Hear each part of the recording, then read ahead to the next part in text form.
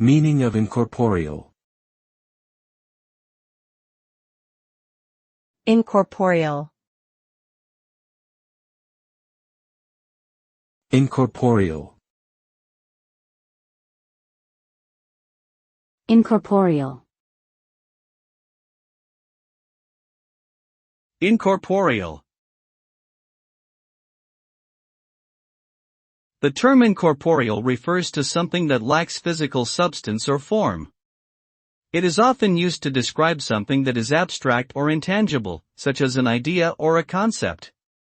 Incorporeal items typically cannot be seen, felt, touched, or measured in any other physical way. This term is often used in legal and philosophical contexts, as well as in discussions about theology and spirituality.